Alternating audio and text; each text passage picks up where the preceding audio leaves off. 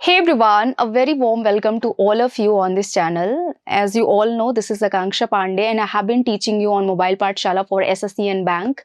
बहुत टाइम से मैंने आप लोगों को गाइड किया है एंड अब इस चैनल पर मैंने इनिशिएटिव लिया है आप सभी को एसएससी और बैंक पढ़ाने के लिए एंड आई रियली एक्सपेक्ट कि आप सभी मुझे इस चैनल पर सपोर्ट करेंगे इंग्लिश के लिए। और मैंने ये इनिशिएटिव लिया है और मैंने ये चैलेंज भी साथ साथ में लिया है कि मैं आप सभी को बहुत अच्छे से गाइड करूँगी, जैसे मैंने मोबाइल पाठशाला पर भी किया है। और फिलहाल कुछ फॉर सम रीजंस मैं उस चैनल पर अभी नहीं पढ़ा रही हूँ, तो ये मैंने इनिशिएटिव लिया है अपने चैनल पर आप सभी को ऑल कॉम्पिटिटिव एग्जाम्स के लिए गाइड करने का। तो आई रियली लुकिंग फॉरवर्ड कि आप सभी मुझे सपोर्ट करेंगे इस चैनल पर। तो चलिए स्टार्ट करते हैं। देखिए, सबसे पहली चीज़ कि मैं आप सभी को यहाँ इस चैनल पर फ्री में क्लासेस के साथ साथ मैं आपको अपने पेड बैचेस भी दूंगी। पेड बैचेस में मैं आपको पर्टिकुलर एग्जाम्स की तैयारी करवाऊंगी, होलिस्टिक वे में बहुत अच्छे से हम तैयारी करेंगे। तो यूट्यूब पर मेरे आपको क्वेश्चन सीरीज मिल जाएंगे और पेड बैचेस में आपको जो है कोर्स मिलेगा। तो अगर आपको मेरा पेड बैच चाहिए तो मैं उसके बारे में जो इन्फॉर्मेशन है वो मैं आपको दूंगी जल्द ही।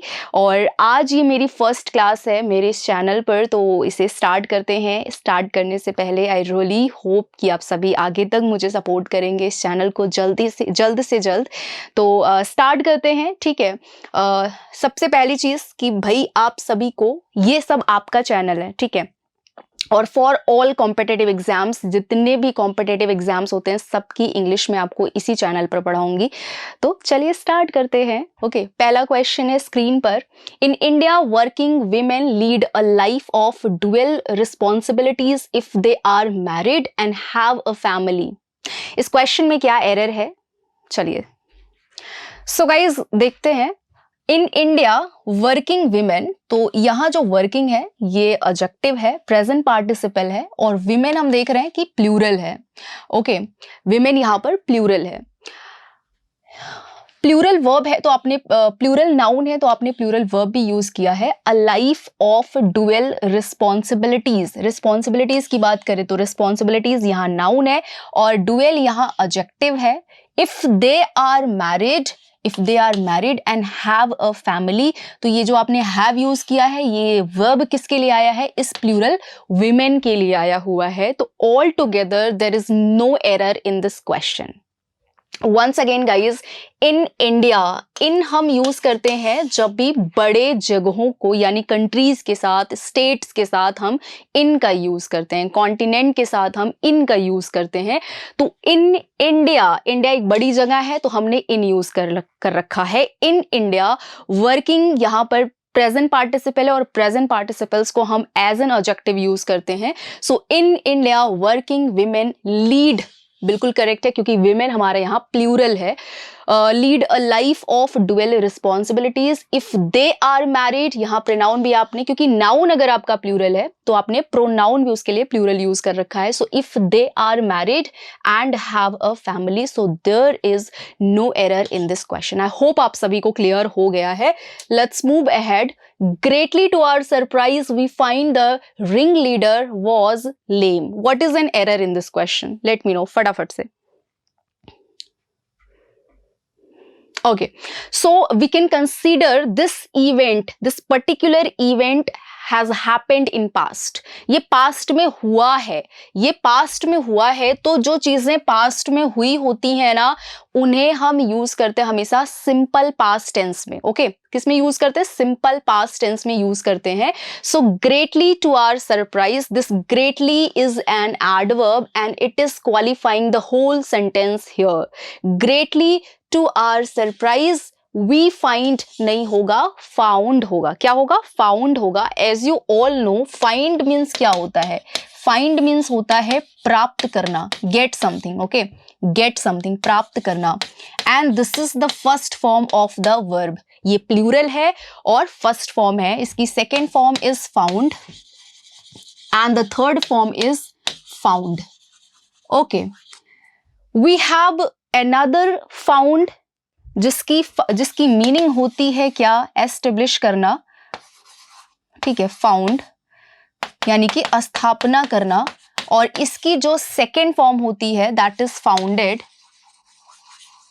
और थर्ड फॉर्म क्या होती है, फाउंडेड होती है। ठीक है, सो अब ये जो पर्टिकुलर आपका इंसिडेंट है ये पास्ट में हुआ है, तो आपको फाइंड नहीं यूज करना है, क्या करना है, फाउंड यूज करना है। एज आई टोल्ड यू कि जब कुछ भी पास्ट में होता है तो उसे हम सिंपल पास्ट में यूज करते हैं। ठीक है, next, they have played a game last week. What is an error in this question? Let me know. They have played a game last week. उसने last week game खेला था। It means कि ये भी past में है और ये भी past में है, तो इसे भी simple past में हमें use करना है। Are you getting my point? Yes ma'am, last week है, तो as you all know whatever has happened in past that should be used in simple past. जो कुछ भी पास्ट में हुआ होता है उसे हम सिंपल पास्ट में यूज करते हैं। तो लाइक जैसे हमने यूज किया लास्ट के साथ कोई भी टाइम, अगर आपने लास्ट के साथ कोई भी टाइम यूज कर रखा है तो sentence should be used in simple past. What is the structure of simple past? तो yes ma'am, subject V2 plus object, ये हमारा स्ट्रक्चर होता है सिंपल पास्ट का। जब सेंटेंस किस में होता है, अफर्मेटिव में होता है। किस में होता है, अफर्मेटिव में होता है। बट यही सेंटेंस अगर नेगेटिव में यूज करोगे, subject plus did plus not plus V1 plus object. ठीक है जी, तो डिड के साथ, डू के साथ एंड डच के साथ हमेशा हम क्या यूज करते हैं, first form of the main verb use करते हैं। ओके ओके, तो हमने यहाँ लास्ट वीक यूज कर रखा है, इट मीन्स कि ये पास्ट के टाइम को इंडिकेट करता है, तो हम यहाँ पर सब्जेक्ट और second form of the verb use करेंगे। It means have will not be used here, it should be removed. ठीक है, तो यहाँ ये चीज हमें क्लियर हो गई। लास्ट के साथ कोई टाइम आ गया या आपने यूज कर रखा है एस्टरडे, द अदर डे, ठीक है, द प्रीवियस डे, या कोई भी पास्ट टाइम, जनवरी है ना, जनवरी 2022, या कोई भी पास्ट टाइम आ गया, मंडे, ट्यूसडे, वेडनेसडे, तो ये सब भी पास्ट के टाइम को इंडिकेट करते हैं और इससे भी हम पास्ट यानी सिंपल पास्ट में यूज करते हैं। Next one, okay, the teacher made the boys to do the sum all over again. Okay, so इसमें क्या एरर होगा, चलिए बताइए। The teacher made the boys to do the sum all over again. बेटा हमारे कुछ कॉजेटिव वर्ब्स होते हैं, आई होप आपको इनके बारे में पता हो, बट नहीं पता तो स्ट्रेस नहीं लेना है, मैं हूं ना, मैं समझाऊंगी आपको। तो पॉजिटिव वर्ब्स जो होते हैं ना, ये ऐसे वर्ब्स होते हैं ना जो एक्शन को दूसरे से कराते हैं, है ना। एक एक्शन को मतलब उन वर्ब्स की मीनिंग होती है कि ये एक्शन जो है ये दूसरे के थ्रू होगा। ठीक है, समझ आई बात? नहीं आई तो फिर समझते हैं क्या क्या हमारे पॉजिटिव वर्ब्स हैं। जैसे हमने लिखा यहां पर, है ना, let, see, make, feel, see, bid, watch and hear. ठीक है, हियर। तो ये जो वर्ब्स आप देख रहे हो इन्हें हम कहते हैं कॉजेटिव वर्ब्स। और कॉजेटिव वर्ब्स की मीनिंग जैसे मैंने आपको बताया कि ये वर्ब्स ऐसा शो करते हैं कि एक्शन कराया जा रहा है, किया नहीं जा रहा है। जब इनसे ऐसा शो होगा कि एक्शन कराया जा रहा है तो इन्हें हम कहेंगे कॉजेटिव वर्ब। क्या कहेंगे? कॉजेटिव वर्ब्स कहेंगे। ठीक है, अब बहुत ही अच्छी बात है, कॉन्सेप्चुअल है ये कि पॉजिटिव वर्ब्स के साथ एक्टिव वॉइस में हम कभी भी टू का यूज नहीं करते हैं। पॉजिटिव वर्ब्स के साथ एक्टिव वॉइस में we never use to. Okay, इसमें एक और इंक्लूड कर लो, मैरी। ठीक है, so the teacher made the boys. अब ये जो आपका टीचर है ये डूअर ऑफ द एक्शन है, इट मीन्स कि ये सेंटेंस एक्टिव वॉइस में है। और as I told you all कि एक्टिव वॉइस में कभी भी हम टू का यूज नहीं करते हैं। ठीक है, तो यहां आपको क्या करना है, मेड द बॉयज, टू को रिमूव करना है। The correct sentence is made the boys do the sum all over again. Clear है? Next one, many overseas students attend colleges in the Great Britain. What is an error in this question? Okay, so many overseas students, भाई जब आप many use करते हैं ना तो many plus आ plus noun जो होगा वो क्या हो जाएगा, सिंगुलर हो जाएगा। that noun should be used in singular form, okay? And verb is also singular. verb भी क्या होगा, singular होगा. but अगर आपने many के साथ क्या यूज किया, प्लूरल नाउन यूज कर दिया, तो आपको प्लूरल वर्ब भी यूज करना होगा. But it has no difference at all. Many a plus singular noun plus singular verb is equal to many plus plural noun plus plural verb. Clear है? So many overseas students attend, बिल्कुल यहां पर attend जो है वो plural verb है, because noun is plural तो verb should be plural. Colleges in the Great Britain, भी स्टेट्स के साथ, कंट्रीज के साथ हम नहीं यूज करते. अगर ग्रेट वर्ड आ गया तो इन द ग्रेट ब्रिटेन यहां नहीं होगा, ग्रेट ब्रिटेन होगा. क्लियर है? Next, he asked her that whether she knew what has happened last week and what she was on leave and when she was on leave. So what is an error in this question?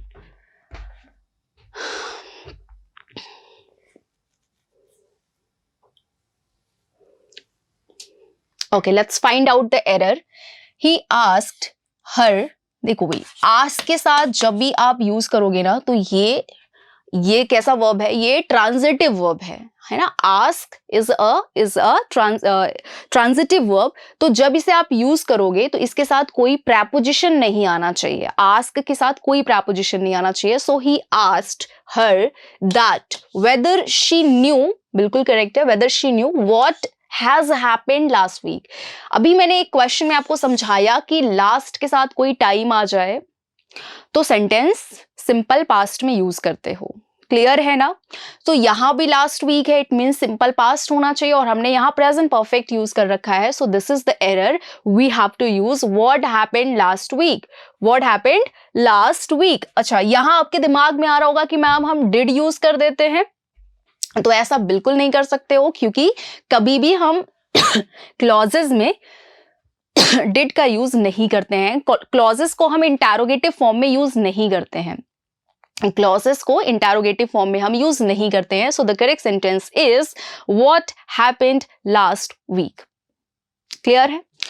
When she was on leave. So the whole sentence is correct, not correct actually. इस part में हमारा error था, हमें use करना है what happened last week. Okay, next one. Until you do not go to the station to receive him, I can hardly feel at ease. At ease means होता है आराम. Okay, so until, जब तक आप उसे station पर नहीं जाओगे लेने के लिए, मैं आराम फील नहीं करूंगी, मुझे मुश्किल से आराम होगा. Okay, so guys, until and unless. Okay, until and unless के साथ कभी भी हम नेगेटिव यूज नहीं करते हैं, क्योंकि इनकी मीनिंग ऑलरेडी नेगेटिव होती है. इनकी मीनिंग क्या होती है? जब तक नहीं, जब तक नहीं. तो ये वर्ड्स ऑलरेडी नेगेटिव होते हैं. That's why we never use not और any negative word with them. So यहां से हमें क्या करना होगा? नॉट को रिमूव करना होगा. Until you go to the station is the correct sentence. Do not यहां से हम रिमूव कर देंगे. Okay, until you go to the station to receive him I can hardly. And hardly क्या है? ये भी एक नेगेटिव एडवर्ब है. हार्डली, ठीक है, बेयरली, स्कार्सली, ठीक है, एंड लेस्ट, ये सब नेगेटिव एडवर्ब्स है. तो इनका यूज जब भी करोगे, नॉट का यूज वहां नहीं करोगे. क्लियर है? Next, I did not know whether they were going, nor could I understand why had they left so soon. Okay, so I did not know. अभी मैंने आपको समझाया कि did जो कि आप सिंपल पास्ट में यूज करते हो, जो second form of the verb है, does and do. तो मैं इनकी बात कर लूं, इनको हम डू फॉर्म के वर्ब्स बोलते हैं, है ना. These are the do forms verb. Okay, so guys, जब भी हम डी यूज करते हैं ना, तो डी जो है ना, ये हमारा सेकेंड फॉर्म है, डू की सेकेंड फॉर्म है. डज हमारा डू की फिफ्थ फॉर्म है, एंड डू जो है डू की फर्स्ट फॉर्म है. क्लियर है? डूइंग क्या है? डूइंग फोर्थ फॉर्म है. डूइंग फोर्थ फॉर्म है, और डू क्या है? डू फर्स्ट फॉर्म है. तो do has 5 forms of the verb. Do first form है, जिसे हम प्लूरल कहते हैं. डिड सेकेंड फॉर्म है, जिसे सिंपल पास्ट वर्ब कहते हैं हम. डज सिंगुलर होता है, ठीक है, और डूइंग आपका continuous form of the verb है। क्लियर है? ओके, सो जब भी हम डू, डज और डिड का यूज करते हैं, जब भी हम डू, डज और डिड का यूज करते हैं तो हमेशा जो है वो मेन वर्ब की फर्स्ट फॉर्म यूज करते हैं हम। Okay, so I did not know, बिल्कुल करेक्ट है। आई डिड नॉट न्यू या नोन होता तो ये रॉन्ग हो जाता, क्योंकि as I told you do, does, did के साथ मेन वर्ब की हमेशा कौन सी फॉर्म रहेगी? फर्स्ट फॉर्म रहेगी। क्लियर है? I did not know where they were going because we have started the sentence in beginning we have started this, the sentence in past, तो we have to continue in past. Okay, तो हमने past में continue कर लिया है। Could I understand? Why had they? So जब भी कोई क्लॉज होगा ना, clause should not be used in interrogative form. Clauses को हमेशा हम असर्टिव या नेगेटिव फॉर्म में यूज करते हैं, इंटरोगेटिव फॉर्म में यूज नहीं करते हैं। तो जब भी सब्जेक्ट के पहले वर्ब आ जाता है तो उसका फॉर्म चेंज हो जाता है, उसका फॉर्म इंटरोगेटिव हो जाता है। तो it means this is the wrong method, we have to change this form and the correct sentence is why they left, why they had left, sorry, why they had left is the correct sentence. Okay, so this part has an error. Next, the distinguished visitor said that he had great pleasure to be with us for some time, and that the pleasure was all the greater because his visit afforded him an opportunity to study the working of an institution of such eminence. Okay, the distinguished visitor, यहां जो distinguished है, this is an adjective. Past participles को हम जब past participle किसी noun को qualify करते हैं ना तो उन्हें हम एडजेक्टिव्स कहते हैं। Okay, the distinguished visitor sad, अब सब कुछ पास्ट में, आपका सब सारे बिगिनिंग के सेंटेंसेस सब कुछ पास्ट में, तो इट मीन्स कंटिन्यू भी पास्ट में ही करेंगे आप। So the distinguished visitor said that he had great pleasure, बिल्कुल सही है, to be with us for some time and that the pleasure we all the greater. बेटा कभी भी कंपैरेटिव्स के साथ हम दा यूज नहीं करते हैं, कंपैरेटिव डिग्री के साथ दा का यूज हम नहीं करते हैं। तो इट मीन्स दा should be removed from here because his visit, तो यहाँ जो आपने हिज लगा रखा है ना, ये आपका प्रोनाउन नहीं, यहाँ ये एडजेक्टिव है और ये बन गया noun. His visit afforded him an opportunity to study the working of an institute and of such eminence. So this part has the error, you have to use all greater. Okay, all the greater नहीं होगा, all greater हो जाएगा। Next, please convey my best wishes back to your parents. What is an error? Please convey my best wishes.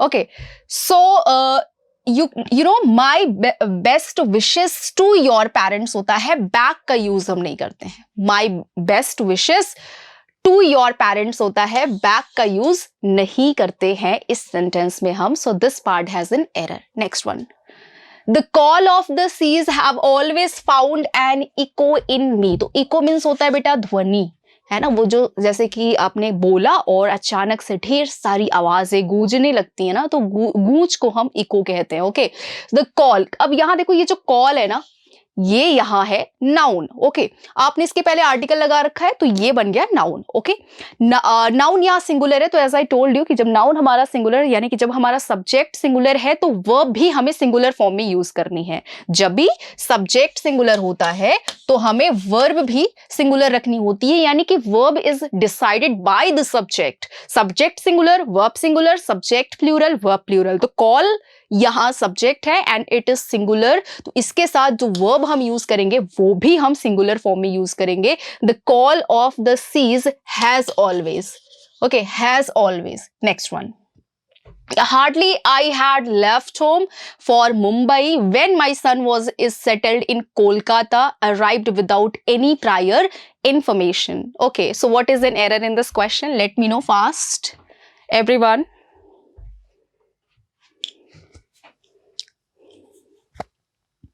Okay, so जब भी कोई adverb जब आप start में यूज करते हो तो आपको एक बहुत ही इंपॉर्टेंट सा कॉन्सेप्ट मैं बताने वाली हूं। अगर आपको नहीं पता है तो प्लीज आप ध्यान से देखना कि जब भी कोई एडवर्ब आप स्टार्ट में यूज करते हो तो सबसे पहले बेटा क्या हम करते हैं, एडवर्ब, ठीक है, उसके बाद क्या होगा, उसके बाद हम यूज करेंगे हेल्पिंग वर्ब, फिर हम यूज करेंगे सब्जेक्ट, ओके, एंड देन ऐसे ही स्ट्रक्चर फॉलो करेंगे और बीच में एक पर्टिकुलर कंजंक्शन हम यूज करेंगे, ठीक है। क्या करेंगे? एक पर्टिकुलर कंजंक्शन यूज करेंगे। ये स्ट्रक्चर हम तब यूज करते हैं जब ये हमारा जो एडवर्ब है, ये जो एडवर्ब है हमारा, ये क्या होगा मैम? ये एडवर्ब होगा negative. Are you getting my point what I am saying? जब ये एडवर्ब हमारा नेगेटिव होगा तो ये पर्टिकुलर स्ट्रक्चर हम फॉलो करते हैं, एडवर्ब हेल्पिंग वर्ब सब्जेक्ट। अब आप देख सकते हैं hardly is a negative adverb. तो हार्डली एक नेगेटिव एडवर्ब होने की वजह से हम इस हैड को पहले रखेंगे, सब्जेक्ट के पहले रखेंगे। Hardly had I left home for Mumbai, और एक कंजंक्शन हमने यूज कर रखा है व्हेन। तो ये भी एक बहुत इंपॉर्टेंट सा टॉपिक हो गया कि हार्डली के साथ जो कंजंक्शन आता है वो हमेशा क्या आता है? व्हेन आता है। और जब आप नो सूनर यूज करते हो, जैसे अगर आपने नो सूनर यूज कर दिया है तो नो सूनर भी एक नेगेटिव एडवर्ब है, और आपने इस पहले हेल्पिंग वर्ब यूज करना है, देन सब्जेक्ट यूज करना है, और जो कंजंक्शन यूज करना है वो THAN दैन करना है, ठीक है। तो हार्डली करेंगे तो हेल्पिंग वर्ब सब्जेक्ट और कंजंक्शन क्या आएगा? व्हेन आएगा। और जब नो सूनर करेंगे तो हेल्पिंग वर्ब सब्जेक्ट और कंजंक्शन क्या यूज करेंगे? दैन यूज करेंगे। क्लियर है? Hardly had I left home for Mumbai when. Next one, now it can be easily said that the population of the city is greater than any other city in India. Okay, this city यानी कि हम इस city के population का comparison किसी दूसरी city से कर रहे हैं। अब आप सभी को बताने सेंटेंस में क्या है error? Come on everyone, do fast.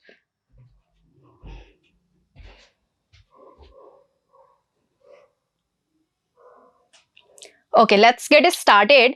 Now it can be easily said.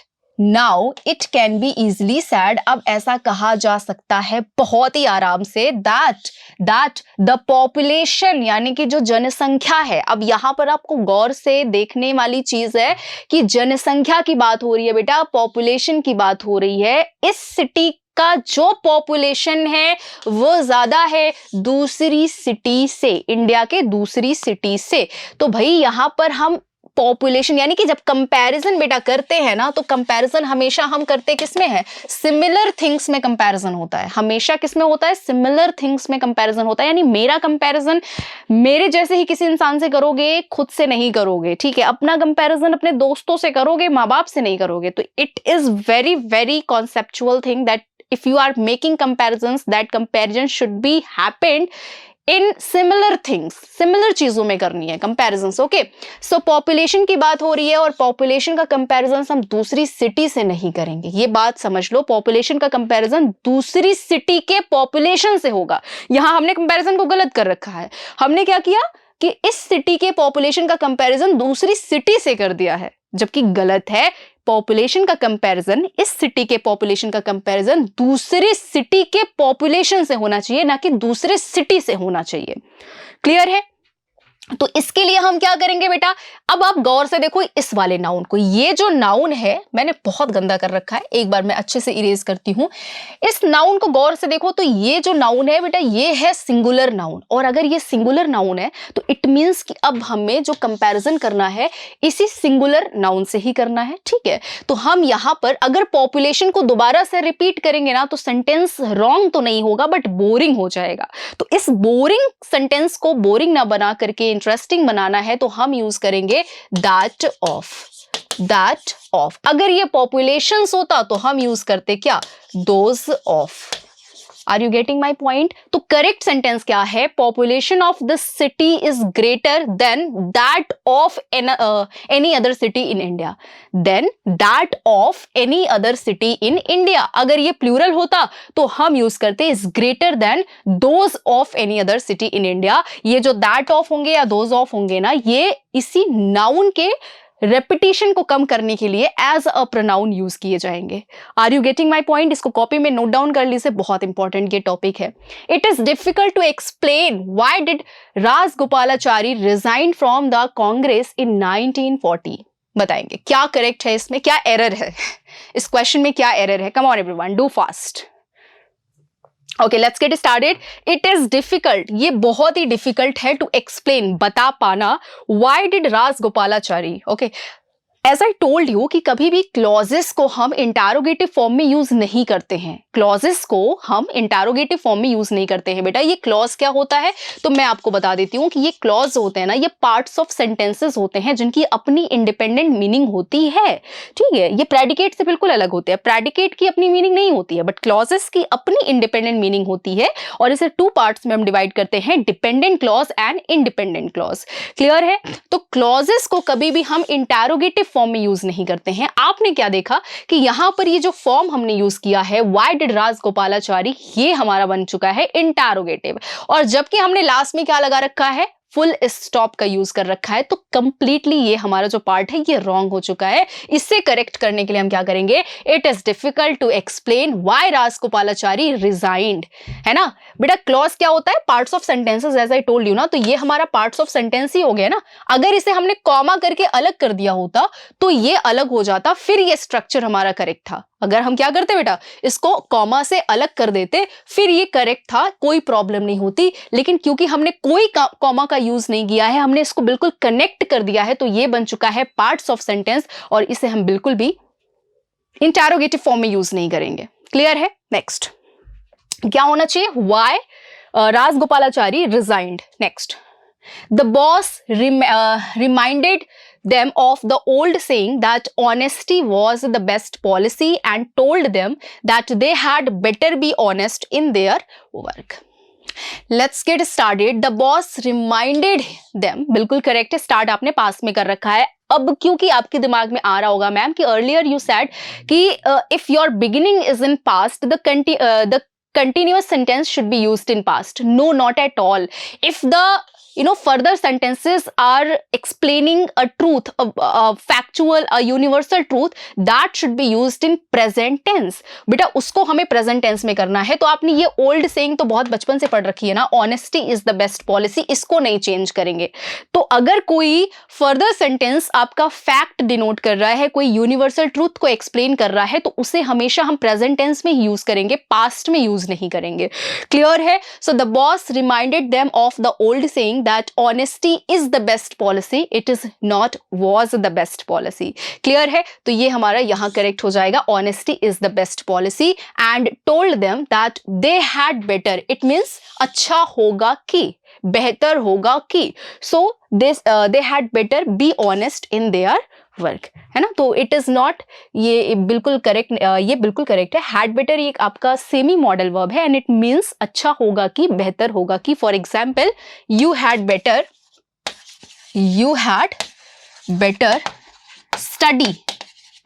Study then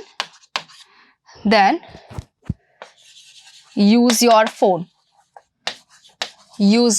phone. Okay, so जब भी हैड बेटर यूज करोगे तो केवल V1 यूज करोगे, 2 + V1 या ING नहीं करोगे। अगर ING भी आ रहा है ना तो वो वर्बल नाउन की तरह होना चाहिए। क्लियर है? Next, Gulliver's travels are the most fascinating adventure story that I have ever read. Okay, ever read होना चाहिए यहाँ पे, ever read।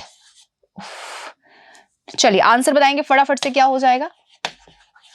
So guys, subject आप देखें, गुलिवर्स ट्रैवल्स, ये कोई सब्जेक्ट है ऐसा नहीं कि जो प्लूरल है, नहीं, ये बिल्कुल एक टाइटल है, एक बुक का टाइटल है। तो टाइटल है बेटा, और टाइटल अगर प्लूरल है या सिंगुलर है फिर भी वो एक ही चीज को डिनोट कर रहा है, वो 2-4 चीजों को डिनोट नहीं कर रहा है। So Gulliver's Travels, it is a title of the book, so we should not use plural verb for this. तो यहां क्या करेंगे, सिंगुलर वर्ब का यूज करेंगे, Gulliver's Travels is correct. Next, okay, so fascinating means क्या होता है, ऐसी चीज जो आपको अट्रैक्ट करे। ठीक है, that's called fascinating. Next, the teenager reassured his father at the station, don't worry dad, I will pull on very nicely at the hostel. So what is an error in this question? Let me know. बहुत ही अच्छी चीज है कि अब यहां से आपको समझने वाली है, क्योंकि अभी स्टार्ट में मैंने आपको समझाया कि बेटा अगर आपने बिगनिंग पास्ट से किया हुआ है तो कंटिन्यू भी आप पास्ट में ही करेंगे। अब यहां आपको समझने वाली चीज ये है कि टीनेजर ने रीअश्योर किया, जो कि ये पास्ट में है। अब आपको लगेगा कि सब कुछ पास्ट में कर देते हैं, यहां से विल को वुड कर देते हैं, ऐसा कुछ करेंगे, यहां से डू नॉट को डिड नॉट या कुछ और कर देते हैं, ऐसा दिमाग में अगर आपके चल रहा है तो सी, यहां हमने इस कंप्लीट सेंटेंस को कॉमा कर दिया है, कॉमा से अलग कर दिया है। मतलब ये जो हमारा पार्ट है ये हमने कॉमा से अलग कर रखा है। तो बेटा अगर आपने कॉमा से अलग कर रखा है तो बिगिनिंग से एंडिंग को मैच करने के लिए टेंसेस हम नहीं बदलेंगे, बिल्कुल सेम, ऐसे नहीं है कि सेम ही रहेगा, हम टेंसेस को अलग भी कर सकते हैं। Okay, teenager reassured his father at the station. अब ये कॉमा से अलग हो रखा है तो इसके टेंसेस जैसे भी हो फर्क नहीं पड़ता है। Don't worry dad, I will pull on very nicely at the hostel, बिल्कुल करेक्ट है। Okay, sentence is correct. Next, the way he is behaving in he will soon spill the beans, I am afraid। तो जिस तरीके से वो behave कर रहा है, प्रेजेंट की बात चल रही है, behaving, he will soon spill the beans, it means कि एक्सपोज कर देना, किसी चीज को रिवील कर देना, है ना। तो spill the beans, he will soon spill the beans, it means to reveal something, किसी चीज को रिवील कर देना। तो सेंटेंस हमारा करेक्ट है। Next, Most of the developing countries find it difficult to cope up with the problem created by the sudden impact of technological progress। ठीक है, यहाँ दो एरर्स हैं, मल्टीपल एरर्स हैं गाइस, तो बहुत ध्यान से इस क्वेश्चन को करेंगे आप सभी। Okay, see, cope up with, cope up with, है ना। ये जो हमारा एक्सप्रेशन है ये कंप्लीटली रॉन्ग है। We use only cope with, we use only cope with, cope with is correct, not cope up with. ठीक है, it means to manage, to manage, handle करना, to handle. So most of the developing countries find it difficult to cope with हो जाएगा यहाँ पर, कोप up with नहीं होगा क्योंकि ये रॉन्ग एक्सप्रेशन है। The problems created by the sudden impact of the technological progress. Okay, जब भी हम कोई नाउन यूज करते हैं ना तो उसके पहले में आर्टिकल यूज करना होता है, and we are talking about here a definite noun, तो it should be used with the use of the. Okay, next, Meena was so tired that she could not hardly talk to the guests for a few minutes. Meena was so tired. Meena बहुत ज़्यादा tired है। That she could not, कि वो नहीं कर सकती है, hardly talk to the guests for a few minutes। इसका आंसर आप मुझे कमेंट में बताएंगे। So I am leaving this question for all of you। And जैसा कि मैंने बिगनिंग में आपको बताया, this is my initiative, and आप सभी का मैं सच में बता रही हूँ, मैं दिल से स्वागत करती हूँ इस चैनल पर, और पूरे वीडियो को अच्छे से देख लेना। एंड बहुत सारा सपोर्ट मुझे ज़रूरी है आप लोगों के थ्रू, तो आप मुझे सपोर्ट करते रहिए, इस चैनल को बहुत ज़्यादा प्यार दीजिए और इस वीडियो को बहुत ज़्यादा शेयर करिए। थैंक यू सो मच, मैं भी आपके साथ ऐसी ही मेहनत करती रहूँगी। Thank you so much, bye bye, take care.